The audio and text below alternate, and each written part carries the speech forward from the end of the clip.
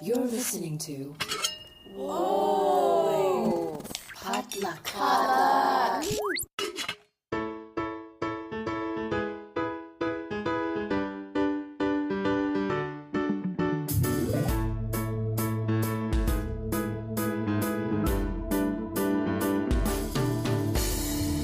And hey, welcome to Books and Boba, a book club and podcast featuring books by Asian and Asian American authors. My name is Marvin Yue. And I'm Rira Yu.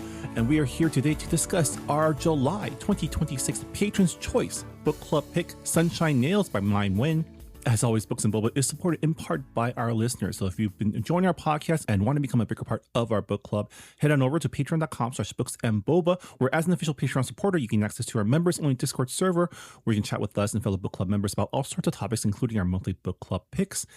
And if you join us at the Honey Boba level, you also gain access to our monthly bonus podcast, Boba Chats, as well as the opportunity to help us pick a book club pick every quarter. And again, the book we're discussing today was chosen for us by our patrons. So as always, thanks to everyone who has become a member of our Patreon, and we hope to see more of you there in the future. So yeah, Rira, how's your summer going? It's really hot. I did not move to LA for the humidity, so I don't know what's happening. But yeah. I am traveling to the East Coast in a couple days. And then after I come back from my trip from the East Coast, I'm going to Dallas. So I'm going to two hotter places.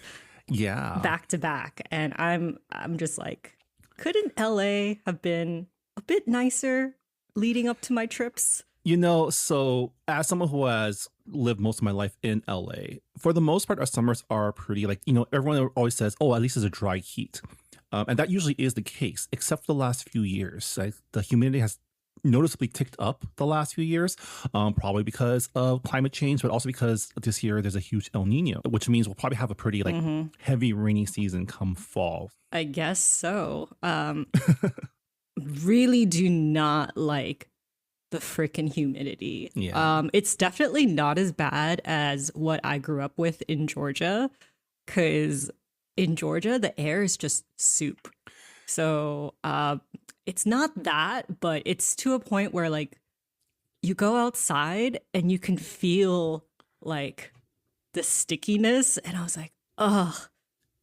Give me 90-degree weather with dry heat any day than whatever this is. I think we're at maybe 70-80% humidity. Granted, if you're in the mid-Atlantic, that's 100% usually. That's 100%, so it's way muggier. But when you're used to 0 to 20%, this is pretty oppressive. You know, people would say oh, you're Americans, your heat waves aren't so bad. But then the Europeans came for the World Cup, and I'm like, were we exaggerating? Huh? Look at you guys drinking so much water when you guys were making fun of us for carrying our ginormous water bottles with us everywhere. Yeah, it's definitely something you can't fathom until you experience. And, that's why you should travel. Experience how people around the world feel about things. And then we all could become closer. But yeah, I think we hit the legal limit of weather talk for this podcast. So let's get into it. Before we get started on discussing Sunshine Nails, just a quick standard spoiler warning. During our book club discussions, we do discuss the entirety of our book club picks, including all plot and character related spoilers. And so, it's a family comedy. So, not a lot to spoil. But if you do care about keeping the twists under wrap before you read it, this is your cue to hit pause on this podcast, finish the book, and then come back and listen to our discussion. But with that said, let's get into it. Rira, can you start us off, as always, with the book jacket description for Sunshine Nails by Nguyen? Vietnamese refugees Debbie and Phil Tran have built a comfortable life for themselves in Toronto with their family nail salon. But when an ultra-glam chain salon opens across the street, their world is rocked. Complicating matters further, their landlord has jacked up the rent, and it seems only a matter of time before they lose their business. They enlist the help of their daughter, Jessica, who has just returned home after a messy breakup and a messier firing. Together with their son, Dustin, and niece, Tui, they devise some good, old-fashioned sabotage. Relationships are put to the test as the line between right and wrong gets blurred. Debbie and Phil must choose. Do they keep their family intact or fight for their salon? So this book takes place in 2016 in Toronto. And I was just looking through our Discord last night, and people were just like, jump scare. Like 2016 is now a period piece. And I agree. I had that same sentiment. I mean, if you think about 2016, the year that we started this podcast, then we had such high hopes for the future when we, because again, for people who don't know the lore of Books and Boba, our first episode was literally like a month before the 2016 elections, when we had a more optimistic view of the trajectory of our futures. And you really do get the feeling of like the dread of like the oncoming, what's coming throughout this book, even though they're not specifically stated. Like those of us with cursed with knowledge now in 2026 know what's right around the corner for everyone. Even though the story is set in Toronto, like the whole world was about to change, right? This was the year of Brexit. This was the year of like just a lot of like conservative right-wing powers like taking power. Yeah, it's like even though they're in Canada, they can feel the temperature just dropping in terms of like, oh, our rights are in danger. And if our neighbors are feeling it, it's soon to cross the border somehow. Yeah. Yeah, so what an interesting time period to put this in. I actually don't know when Sunshine Nails got published. Let me... I think it was 2020, I want to say. Okay, 2023. 2023, yeah. So yeah, it was published post-pandemic too. And that's another thing that's oncoming. Like, we don't see, like, not to skip ahead, but like the future of Jessica's venture is also... Oh no, I didn't even think about that. Oh my God. Right?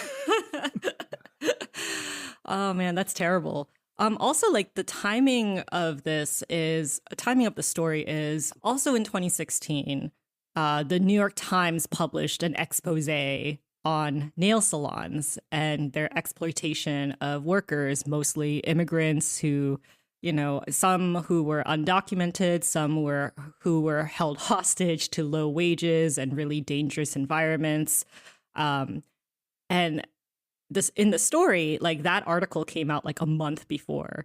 So really like a hard time for the Tran family. And now they have an ultra glam nail salon that opens across the street. And I don't know if this was intentional or not, but there was like this really big chain American nail salon that was doing really, really well. And it like described like the design and decor to a T.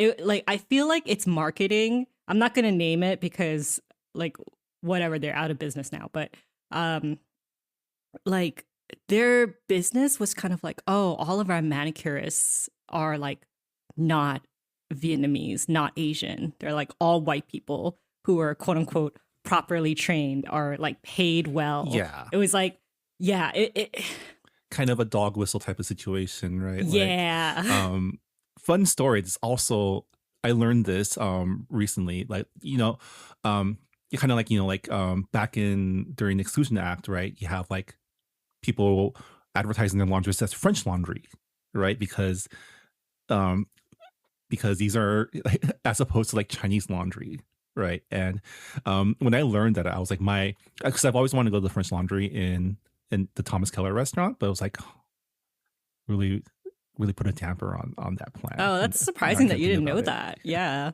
I always thought it was like a weird name for a restaurant to take, because I'm like, the history is like so ick.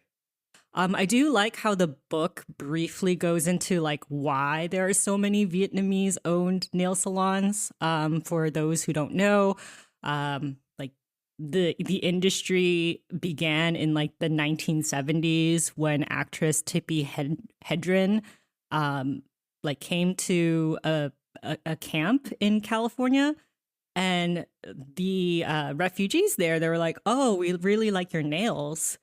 And then she was like, okay, I'll teach you how to like have manicures and stuff. So it was like a way for Vietnamese refugees to like get work training and also like have easier access to like business ownership. And that's why there's so many Vietnamese owned salons. Yeah, I mean, it's a very common story, especially during that time with all the refugees coming in, right? It's a very similar story to the Cambodian donut shops and Chinese restaurants and even Vietnamese like And Korean restaurants, right? liquor stores. Yeah, right. Because when you come in, like, even if you're skilled, even if you have like degrees and stuff, like none of it, like without licenses, you can't do anything in the States, like legally. And to survive, to make money to support not only your family, but also your family overseas that weren't able to come over, you have to work essentially service jobs, right? Those are the only ones available. It's kind of, it goes back to like the refrain that like, oh, immigrants are taking our jobs. But in reality, immigrants are doing the jobs that you don't want to do, but you rely on every day, right? Mm-hmm. Yeah, I thought it was interesting that like in the book, like this expose comes out and the Tran family and some of the Vietnamese community members are like, oh, this expose put a bad light on Vietnamese people. Like, we're not one of those stores who like store undocumented immigrants and like take their passports and pay them like non-living wages. And I'm like, okay, but just because you're not one of quote unquote those salons doesn't mean that it's like not a problem that doesn't exist. Well, also Phil's saying that while he's undercutting his own workers because they're family, oh my God. right? It's like, oh, it's okay if they're family, but we're not doing anything bad to like other workers. And it's like, it's very, so, okay.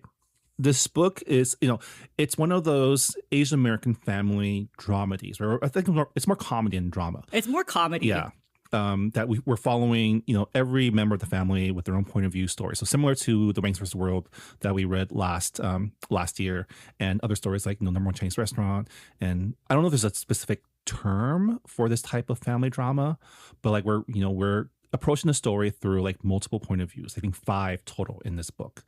And so it covers a lot of different themes, right? You have the perspectives of the children who are like, children of immigrants Jessica's trying to find success in spite of family, outside the family. And you have Dustin who's just trying to like do like the good immigrant son thing, which is like, just put your head down, do a good job. Eventually you'll get rewarded. And both of them kind of find that like following these 2 paths have led to really nothing for them, right? There's nothing at the end of the road except being exploited. And then you have the 2 parents who are, first generation immigrants who have first generation immigrant anxieties, traumas, but also mentalities, right? They think their children are weak because they're not as strong as them. And all 4 of the main family members just make terrible decisions. Like just constantly, like this whole story is just them making bad decisions, which is fun for us to read, but it's like not great for their situation. And you have Thuy, the cousin, who's kind of there as like, she's more of an outside observer, right?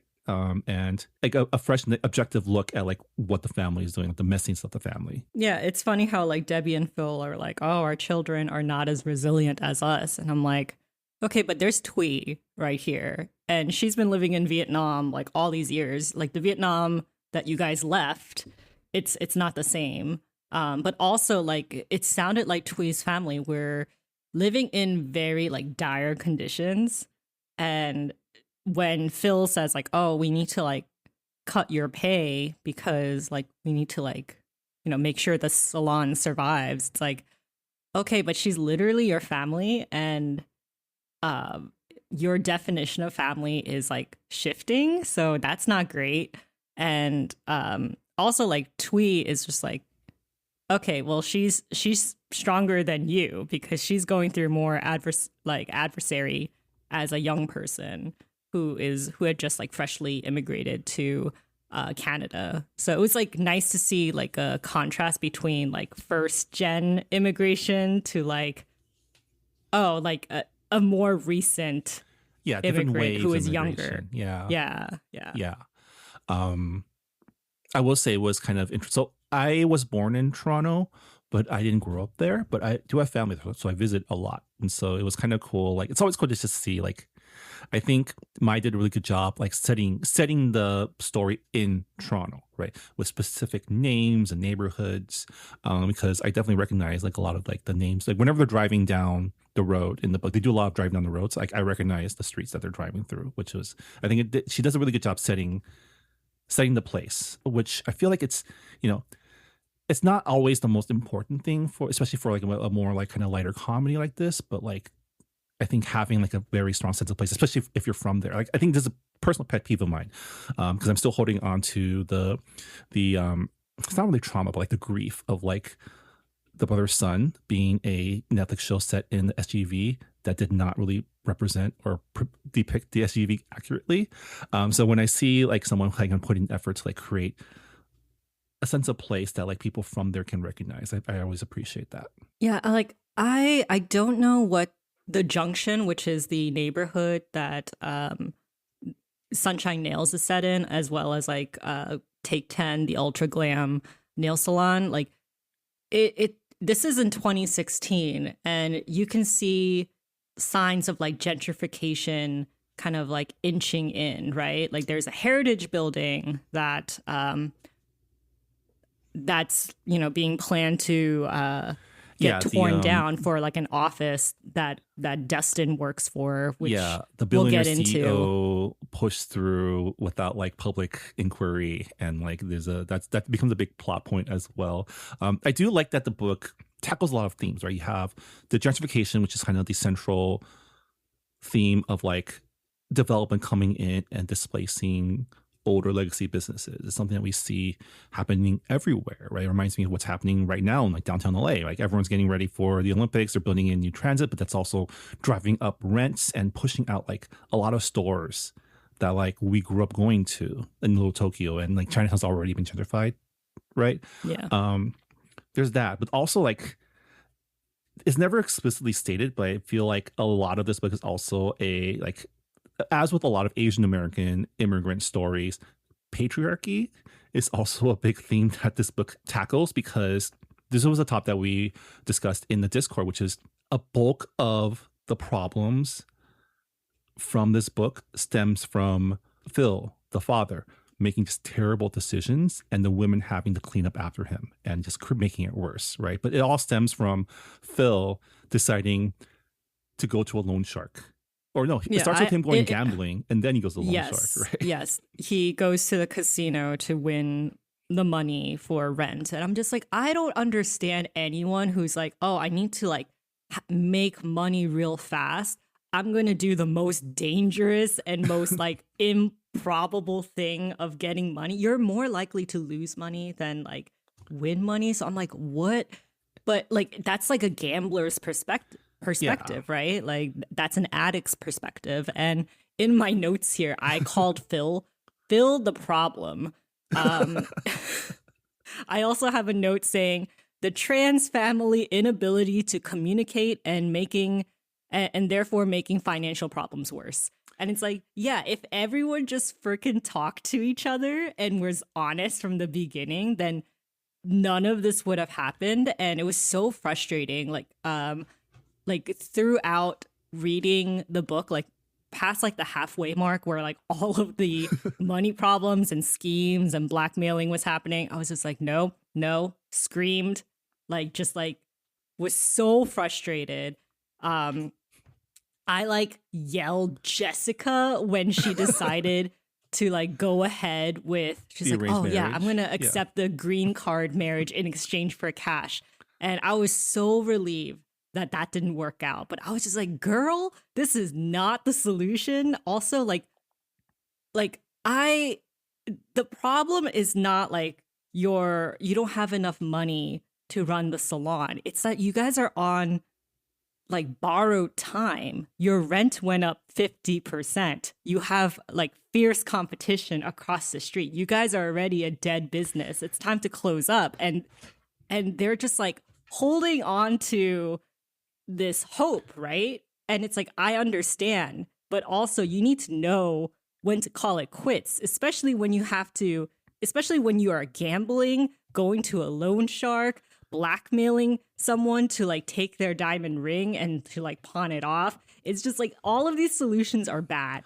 Well, they're also in a bad place because Phil got a DUI, which shot up his car insurance. Also premium, that, I'm right? like, why don't you just remove him from the car insurance? And that goes back to like the patriarchy thing, which is like, yeah, the women of this family bend over backwards to like coddle their men, right? Like something that I really keyed in on is like, Debbie and Jessica. Well, Debbie's always covering for Phil. Like she is covering up his indiscretions, trying to fix his problems. And, Jessica wanting to fix her problems leads. But at the same time, like Dustin, the son, like his story is interesting because it's like the most removed out of the family drama, right? The family, he's not actively involved in any of the salon stuff. He's kind of doing his own thing, which in itself, I think is also commentary on like he as like, I don't know if it's because he's the boy or because he's like just. Oh, it's definitely because he's the boy. Are you kidding me? Like, especially since like, the Tran family, they have these weekly gatherings at their house, right? Like where the men can gamble and they do karaoke. It's just like a way for the community to get together. And there's this chapter where Jessica is kind of like she's getting like war flashbacks. She's like, oh yeah, like my mom would make me wear clothes that I don't want to wear. Like she would always criticize my appearance because, she's like, your appearance reflects on my parenting abilities. And just like Jessica's accomplishments in life, like her becoming a casting director's assistant, like her looking so beautiful and glamorous, like none of that is a tribute to her. It's like, oh, you're like this because your mom raised you to be like this. So she kind of becomes like a trophy in a way. And also it's expected of her to like, take care of, like it's expected of her to work at the salon once she like moves back home. And I'm like, if this was Dustin, if he had come back home after like getting fired, he wouldn't be forced to work at the salon. Are you kidding me?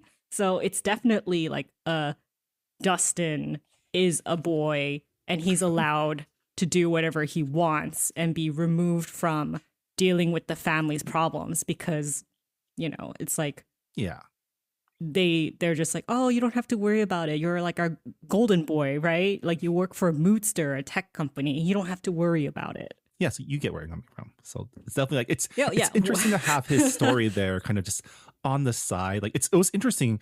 I was rooting for him to finally get out of that toxic relationship, but like in terms of like the family drama and the family like business, he was inconsequential at best, right? Like he didn't even did he even do anything yet? He helped with the party at the end, I guess.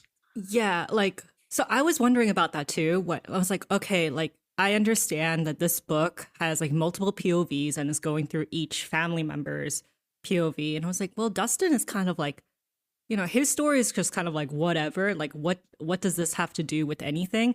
But then we get to the chapter when Phil says, okay, I have to cut everyone's pay.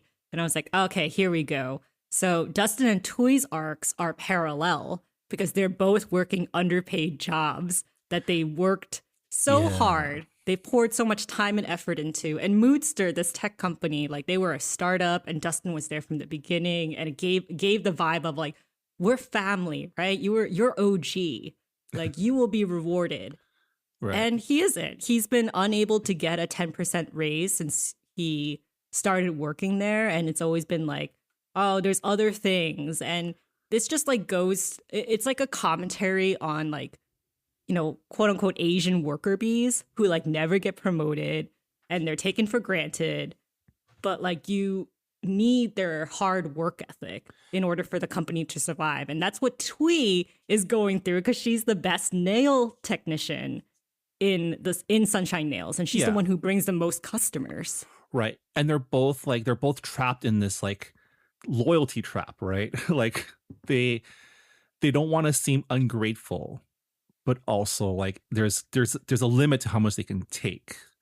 And like, yeah, Dustin definitely, it's, I keep wanting to say American dream, but again, this is not set in America, but like, the immigrant dream, North American dream, like the diaspora, like children of immigrants, like the dreams of your parents, right? Like he symbolizes that, right? Like the kid who did everything right, who got the, the prestigious job at a startup and like, yeah, he's made it. But then you realize by reading his situation, he has not made it because his work, even though it is valuable, is not valued, right? And I think the turning point came when he realized that his coworker who started after him got a raise and it's making more than him, like way more. Yeah, not just like more than him, like way more than him. It was revealed that he was getting paid $5,000 more. And I was like, wow, I would rage quit too. What did you think about his email to his boss? Because I didn't really understand like his bionic code email, like resignation that he sent. And I was like, does it say like fuck you in code? I don't know. I did not look up the binary translation, Yeah, but I'm sure it was something. I'm sure it was something very clever that the boss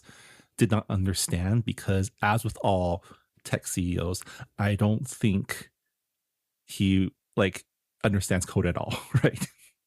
Yeah. And I love how, like Dustin, he meets Mackenzie, who is like a fellow worker there, and they're both like disillusioned by working for this company. They're like, it's toxic.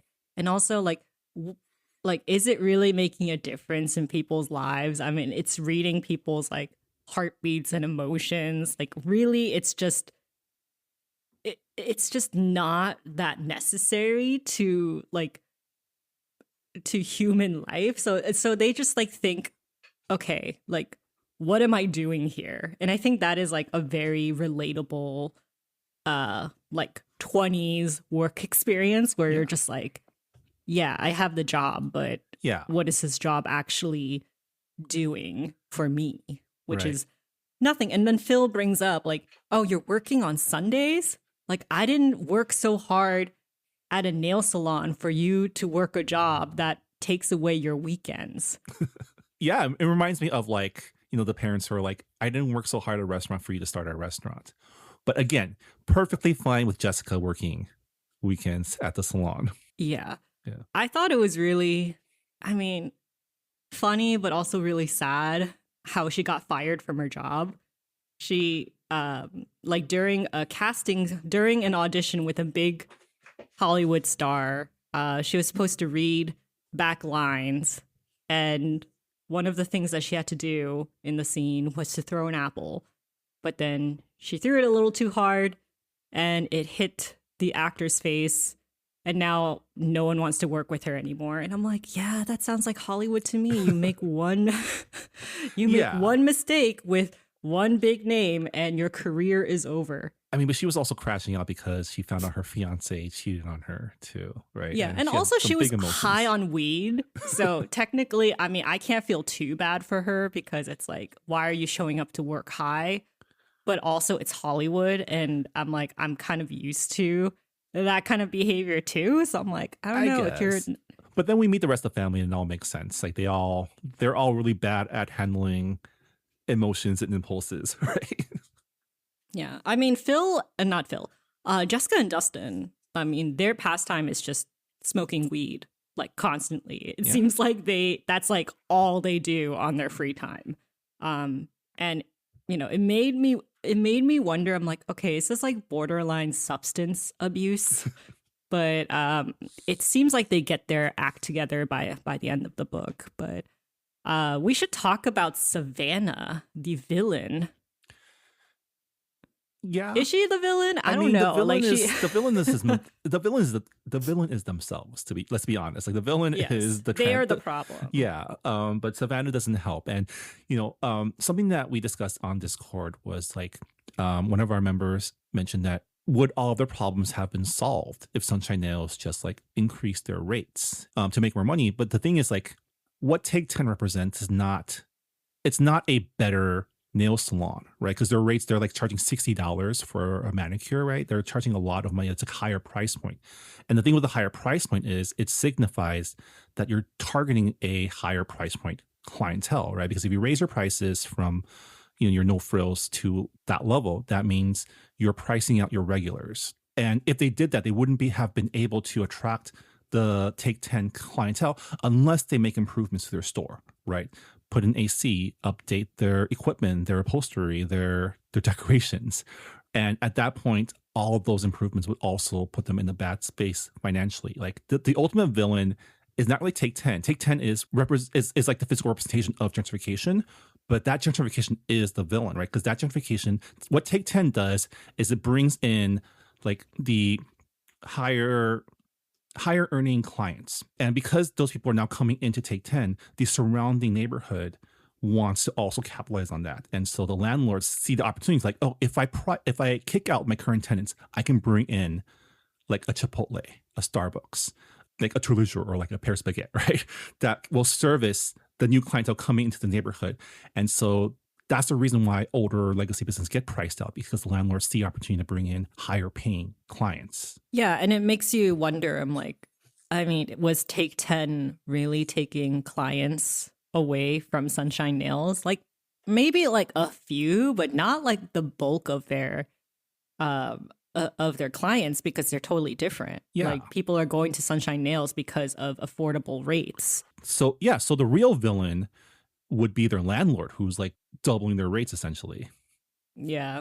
Like the second when they said, oh yeah, your rent is like doubled by January, I'm like, nope, that's when you look for a cheaper space. I mean, it's Toronto, and that was like a theme, right? It's like, oh, everywhere is expensive, to a point where Dustin lives with his parents because it is just so expensive to get a place of your own anywhere.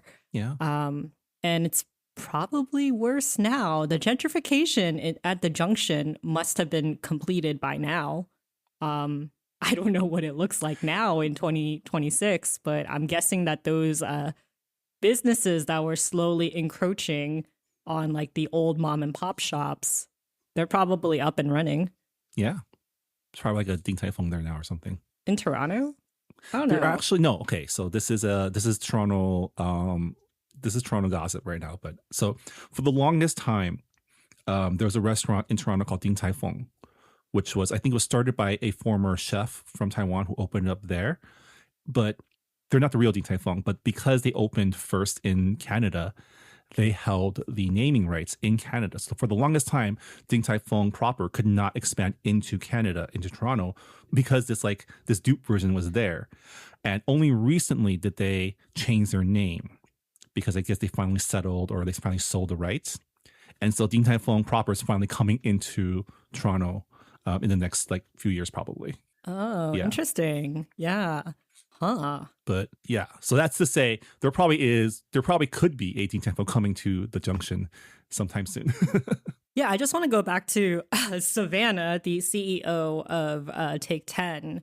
I kind of found her to be like a caricature of like all the racist white ladies that can possibly exist, because she constantly mistakes Debbie for like one of the cleaning ladies. She like doesn't bother to like remember their names or faces, despite the number of times they like, show up at her doorstep.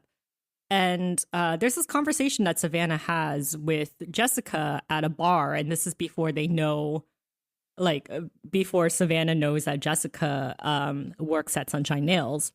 And Savannah says, oh yeah, it's finally, quote unquote, their turn to take the market.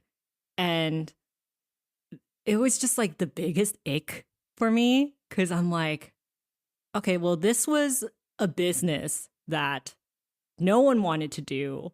So the immigrants took up that job. But now you see an opportunity because of this expose to just like monetize the distrust against immigrants. And I was like, oh, it's so ick. I hate it.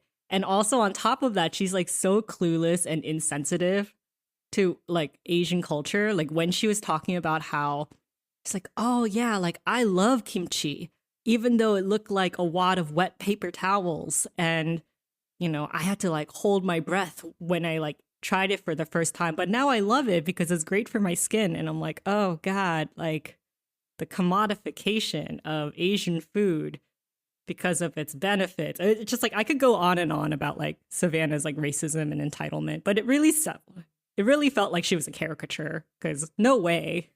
Yeah, I feel like Maya had a really fun time writing her. Like she just like every single thing out of her mouth whenever she was talking to one of the trans was just like just white people ignorance. It was very similar to like the way that Dustin's boss is too, which is like they're saying a lot of like things that sound good, but if you really listen, it's like horrifying or like not great or just nothing at all, right? A whole lot of nothing.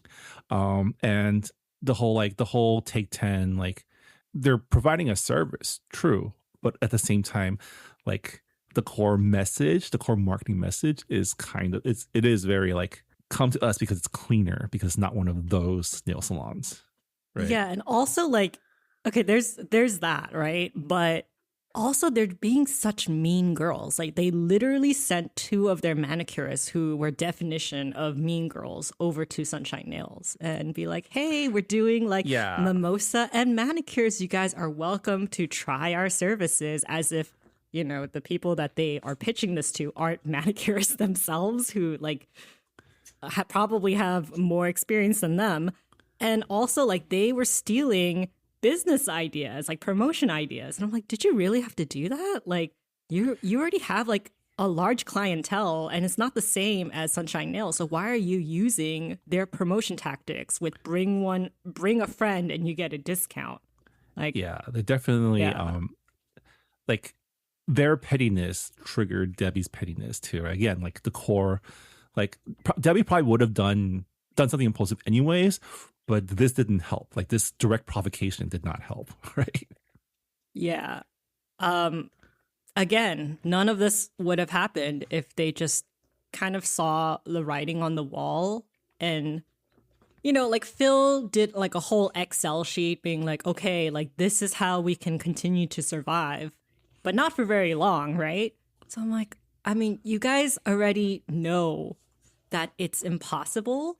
So instead of like mitigating damages, you guys are creating more damages. And it was just like, well, I mean, that's the I thing, don't know. right? You They can't really look at this from like a practical point of view, because I none know, of this I is know you practical. can't. This is all emotional. Like, this is something that they built through blood, sweat, and tears for years and years and years. So it's really hard to let go.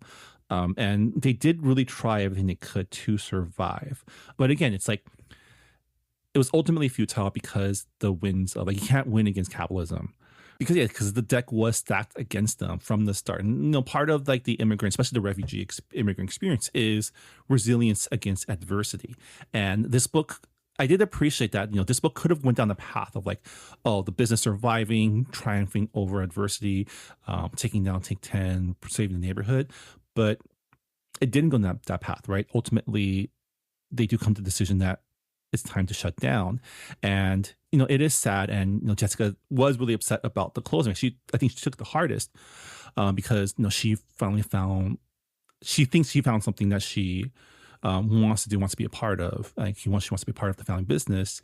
But at the same time, it's also like realizing that the business, like the nail salon, was never like, this is not Phil or Debbie's American dream or Canadian immigrant dream, right? It's part of their story. It's like what they did to survive and to make money, but like it was never their dream to like own their own nail salon. It's not their dream to like spend every day and weekends working in other people's, you know, hands and feet and ruining their own skin in the process, right?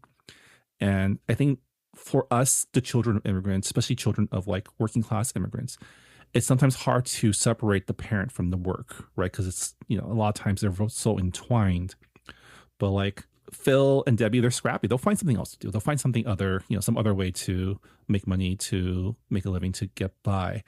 It's just the salon has run its course at the end. And I did like that it ends on like a hopeful note, right? Even though we know what's coming in 2016 and 2020, like it ends on like they're celebrating the salons and the relationships that they made instead of mourning that like they lost against capitalism. Yeah. I don't know, like with Debbie, like I felt so bad for her. Not just because, you know, she's married to Phil and like she believes that like their marriage has lasted this long because she's been like covering his ass and, you know, being like supportive and like forgiving of all of his mistakes and transgressions. But also like, you know, she seems to have a very strong like moral code, right? That's what she kind of like raised her children like On is like, what's right is right, what's wrong is wrong. Don't steal. And what does she do? She blackmails Savannah into giving up her engagement ring because, you know, she catches Savannah cheating on her husband, and she's like, well,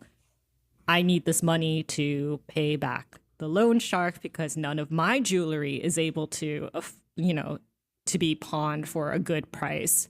And it's not like and she kind of like tries to justify it by saying like, well, Savannah is not, like, she's betrayed the sanctity of like marriage, or I guess like fiance, whatever. And it's just like, okay, well, she doesn't deserve that ring, but that's not morally right either. And this is like a big moment for Jessica when she finds out that like her mom did this, right? And she's like, okay, like this whole money situation is making my parents into people that I don't recognize, and that's why she like does the whole green card marriage thing, but thankfully it falls through. I think Debbie's main error here is assuming that white people operate under the same social code as Asian people, which is like, she's not going to tell anyone that she gave up her ring. She needs to save face, which is not how they operate. They will tell everybody. And that's how Jessica found out, because Savannah told her friend Gigi, who's her marketing person, and Gigi confronts Jessica, right? Yeah. Oh man, Gigi and Jessica's friendship. Oh, that was rough. Yeah, I don't think that's surviving. I mean, I know she offered an olive leaf at the end, but I don't know, those types of risks. I mean, like, you really can't recover from like saying racist comments to your to your like non-white friend. Like I mean, there was like a moment of growth, her being like, hey, that was like uncool of me to say that, like, you know, your parents' shop was like unhygienic, and like, you know, kind of, you know, painting a stereotype over them that was like wrong of me. But at the same time, I'm like, you grew up with Jessica. You know this family. You know how hard they worked. And you probably have been to the salon like many times during like grade school. And it's also like I found it really relatable when Jessica went to Gigi's like dinner party or soiree at her apartment, where everybody is like, you know, they are talking about how much money they make, like what milestones they've reached. Everybody's like super ambitious, and that is like the friendship circle that Gigi has cultivated.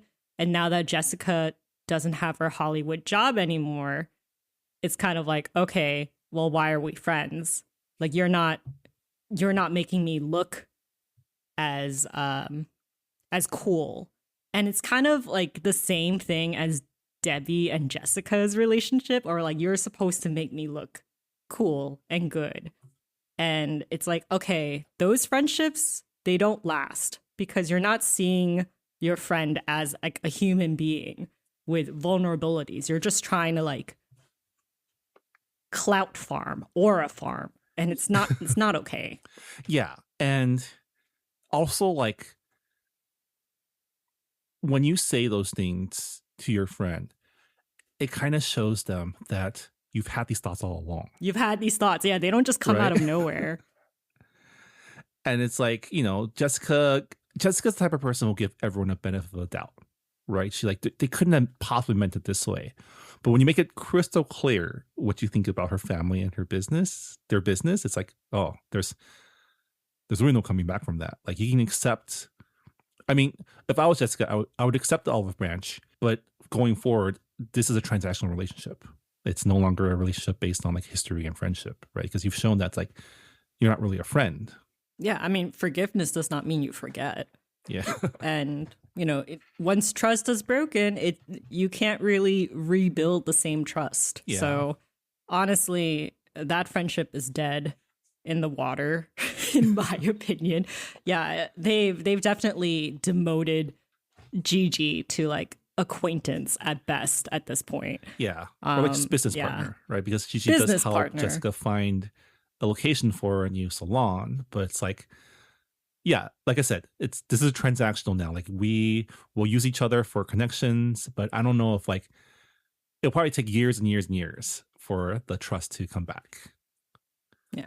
Yeah. I thought it was funny because like Jessica's from Hollywood, right? Like from like her job, she's been living in LA for all these years, and I'm like, that's a lot of like what West LA is like. You are constantly making connections because you want to like social climb.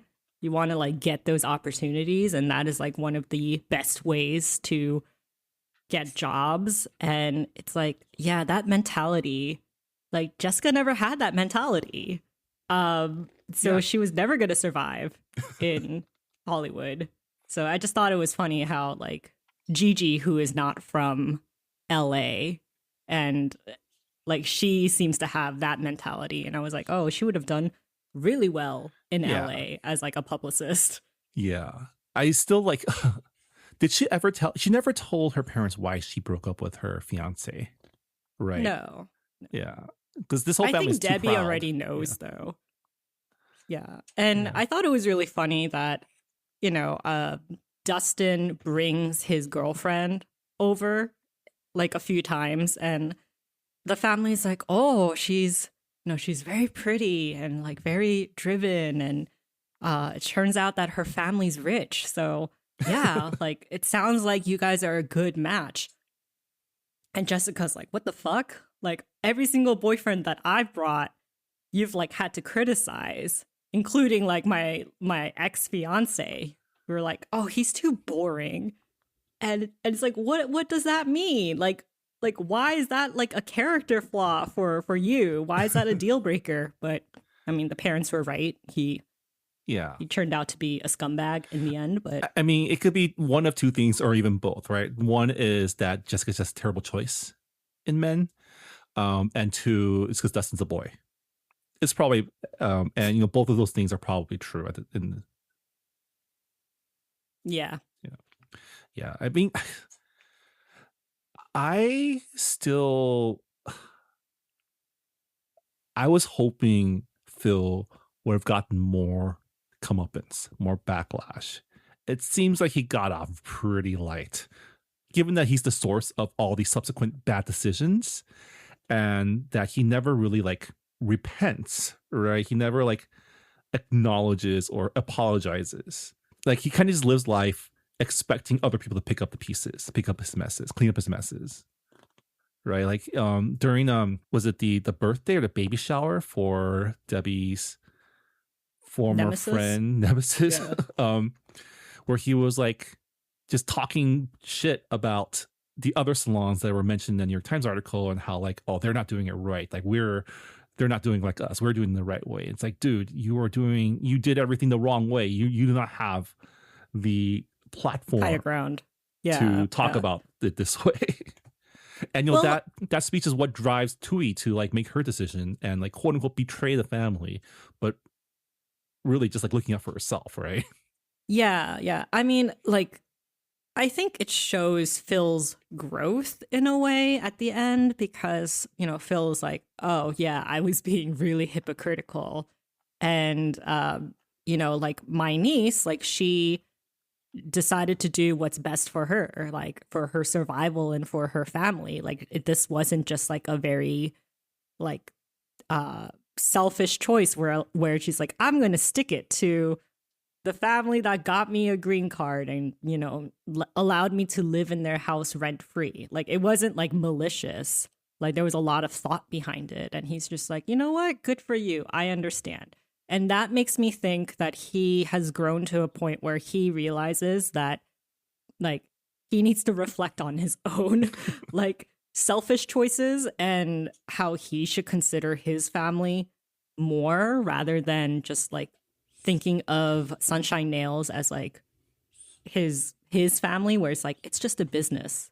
Like it's not end all be all. I know it seems that way because you worked in the salon for like 20 years, but writing was on the wall, man. Yeah, I want to believe you, but also I don't know if I read that from his like. Well, I said there was growth, but do I think he's gonna probably mess up again and, have a backslide? Yeah, 100%. He's a gambler. He has like even if he beat that addiction, it's still like in his like I don't know, like he makes so many mistakes and he just expects forgiveness. And if there's no consequences, like serious consequences, then yeah, he's gonna keep thinking that he can be forgiven for everything. Yeah, like when Debbie found out about his loan from the loan shark at the same baby shower, the reason that she goes ahead and like does what she does, which is blackmailing Savannah, was because Phil ran away for the night and was not there to talk to her and talk through their problems or issues, right? And so she took it upon herself to like, use this because she had already stalked Savannah at this point and gotten the picture, right? And that was already like, a questionable decision, but also like, aunties will be nosy. That's how they are. But like he chose to run away from his problem and like get even more drunk and essentially left Debbie to like figure things out. And then I was really pissed at Eam, who like the loan shark, who was just like, oh, your husband's not picking up, so it's up to you to like pay me back. And I'm like, what? I mean, that's what loan sharks do. They that's how they get their money. But then also like Debbie being so proud and being so like protective of Phil, pays back the loan with the ring and tells him not to tell Phil where the money came from. And so Phil assumes that like, oh, he figured it out, or like everything worked out, it's fine, right? And it's like at some point, like you wonder if in the back of his mind he can like figure it out. Like he's thinking that like this doesn't make sense. Like problems don't just go away like that. Someone must have done something. But from what we read, he just like, oh, things worked out. This is great. No more problems. It's like, dude, I wanted him to have more of like, even just like a catharsis moment of like, oh, I am the problem. Yeah, I mean, that lasted maybe a couple of scenes where like, oh, I am the problem. I will, reflect on this. I just don't know how much longer that act is going to last. But yeah, with the whole like Debbie saying, oh, I don't want my husband to know that I like fixed his problem for him. It kind of reminds me of when, people there's always someone who says, oh, we'll figure it out. And I'm like, those people who say that, they never figure it out. It's usually like their spouse or someone around them who is like fixing everything and figuring it out for them. Yeah, there's this if you're on couples or married people TikTok or social media, there's a lot of discussion on like mental load, right? And how like the wife is usually the one managing the household and thinking of a lot of the things that go into like bills and packing for things and like making sure the fridge is stocked and making sure the house is running. That like the husband just offloads that. Yeah, because like they're only considering their time, right? Like, so an example would be, okay, they're about to leave the house for a trip or whatever. And the guy's like, okay, I just have to get dressed and then pack my stuff and then put it in the trunk, go to the bathroom one last time, and I'm ready to go. Meanwhile, their wives are, getting the kids dressed, making sure that, they have all of the diapers and like supplies and snacks and then they have to get ready themselves. But by that point, the husband is just like, why are you taking so long? I don't understand. And it's like, yeah, because you only got ready for yourself. You didn't even think about other people. And yeah, that's kind of what Phil is. He's someone who like does not think outside of his own needs and problems. And therefore his problems become everybody else's problems. Yeah. It's very frustrating. But I think every woman can probably relate, whether they have like a relationship or not. You've probably dealt with something like that. That's true. If you've read this book and you don't think Phil is the problem, you should examine. You should like reflect on that yourself and like why don't you think he's the problem? Honestly, like I read a lot of Reddit posts, and the number of times when it's the husband's fault, the man's fault, and I'm like, the solution is to just leave them. Like, you guys have money problems? It's because of that person? Okay, then just leave that person. Like, you do not have to stay with them. Like, what is this like sense of loyalty? Like, people think that sacrifice is a way to show like how much love you have for someone, but I think there is really like there are some lines that you shouldn't cross, and I feel like Phil crosses all of them. You know, Yeah. at this point, it's just better for Debbie to divorce him and live her own life. It sounded like she needed some rest because she sounded like really tired throughout the book. Yeah. What did you think about her very, like, at the end of the book, is her very last act of pettiness? I'm all for it. I mean, I love how she's just like, you can find anyone's address, and if you try hard enough. And I'm just like, yeah, that is true. All like women are FBI agents. Like, we can find out anything based like through the internet. I mean, what's Savannah gonna do? Track her down at her now shuttered salon that she helped close because of her gentrification? Like, just merely don't cheat on your fiance. That was the solution to your problem. I also like the fact that she made a physical copy of the photo because of her hoarder mentality of just like, you can't lose things. You have to have like what if you need something? You can't just throw that away. And that's what pretty much, Yeah. quote unquote, saved her at the end of the day. It's like, yeah, like she had that because, she thought ahead. That reminds me of like, it was one of my favorite scenes, which was when they ran into Savannah, when the family runs into Savannah and her, her, I guess, side piece at the shitty Asian buffet in Toronto. Yeah. And, I don't know if your family's a buffet family, but my family definitely loved going to. I feel the shitty like Asian every buffets. Asian family is a buffet family.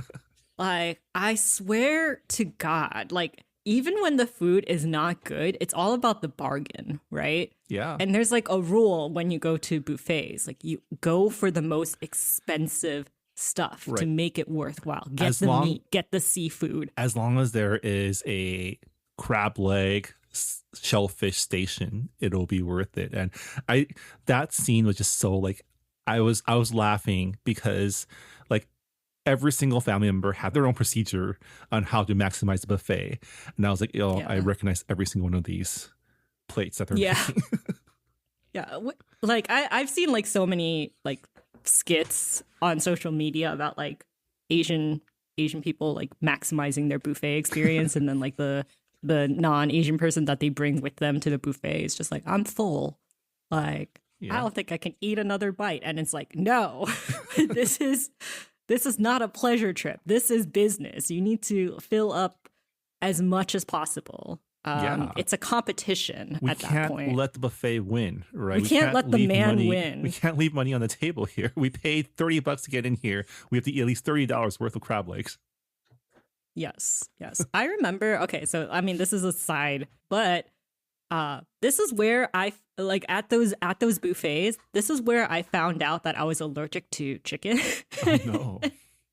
And it like at first our family was like, maybe it's because I don't know, maybe it's something to do with the hygiene at that restaurant, because you've never had this reaction before.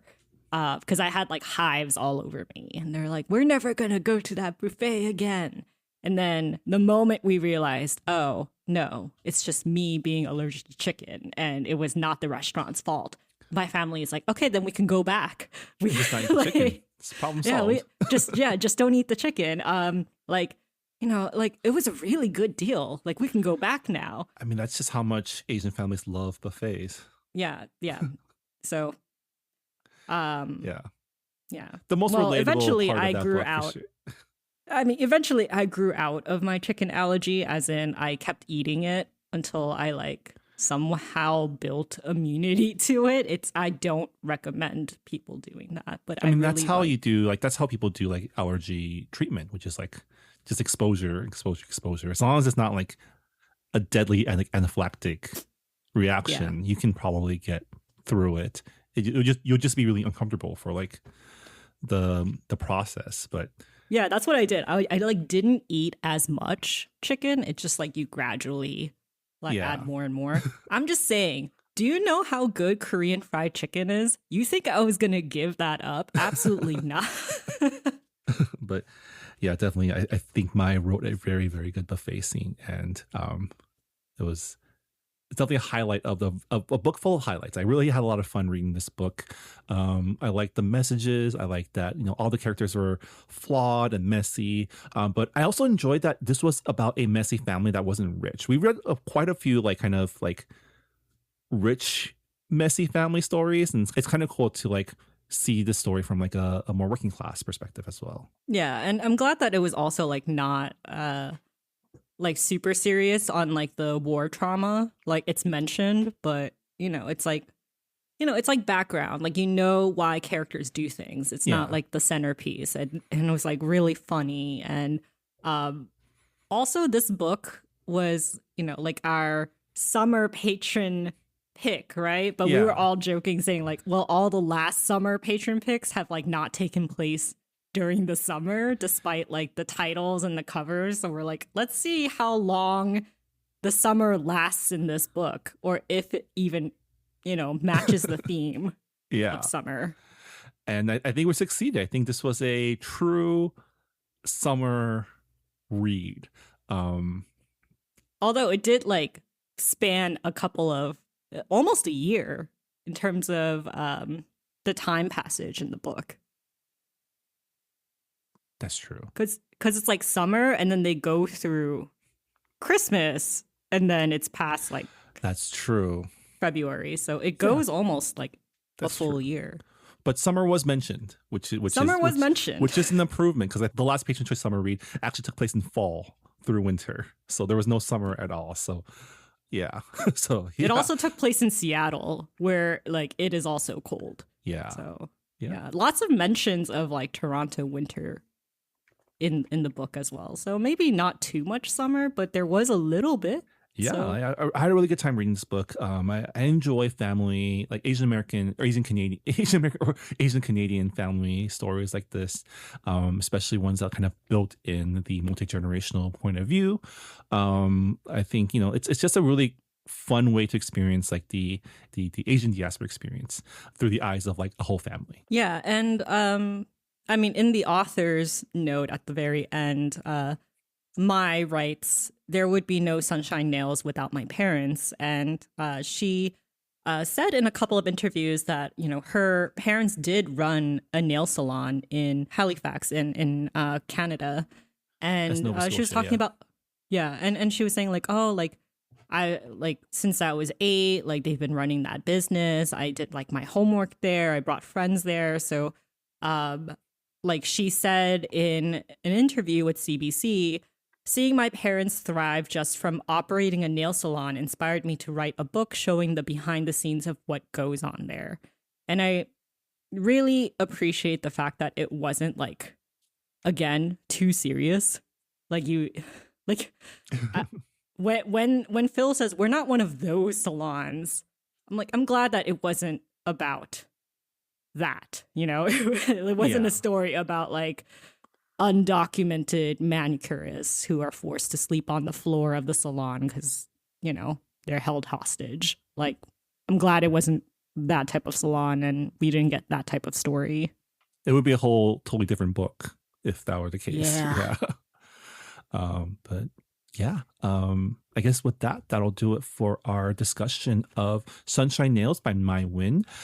As always, if you have any comments on either the book itself or our discussion of it, please let us know either on Discord or our Goodreads forums. We also love to hear your feedback on our discussion episodes whenever possible.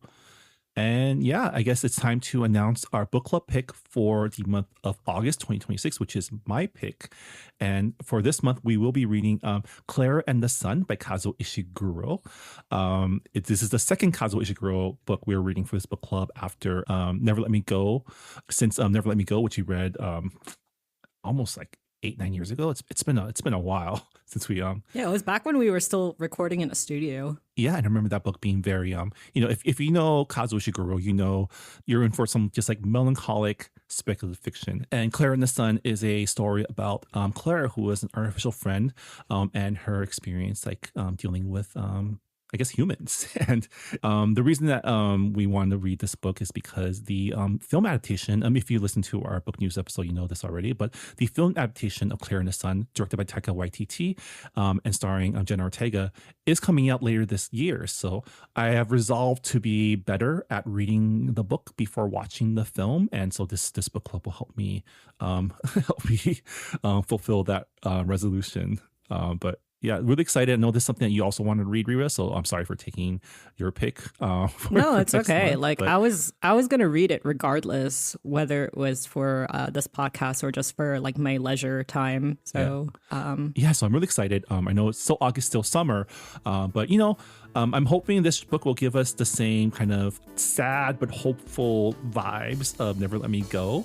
But I'm ready for whatever this book throws at me. So yeah, as always, we'll be just releasing our reading schedule on Discord as well as Patreon. So remember to check that out.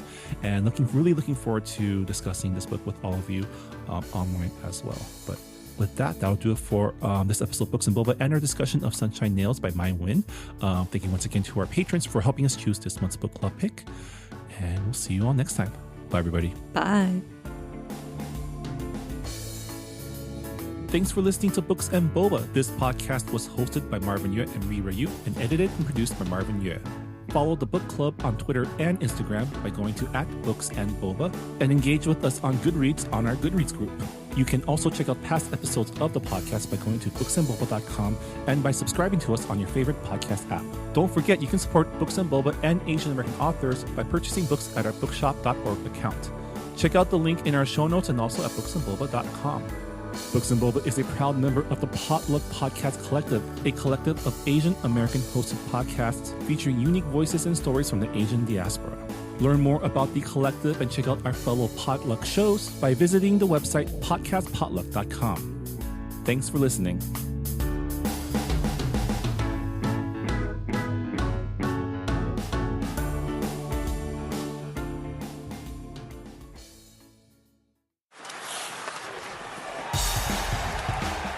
Hey sports fans, welcome to Asians in Hockey. You may not realize it, but there's a rich history of Asians and AAPI folks who have contributed to the legacy of the greatest game on ice. From classic legends like Julie Chu and Robin Bawa to current greats like Leah Lum and Nick Suzuki, and even rising stars like Akane Shiga and Jason Robertson. We'll cover their stories, celebrate their accomplishments, and learn about their impact on the sport of hockey. I'm Nate Nakau, former beer league player, occasional youth hockey coach, and longtime hockey fan, and I'll be your host as we take a look at the rise of Asians in hockey. Subscribe to us on Apple Podcasts, Spotify, Pocket Casts, or wherever you get your podcasts. Part of the Potluck Podcast Collective.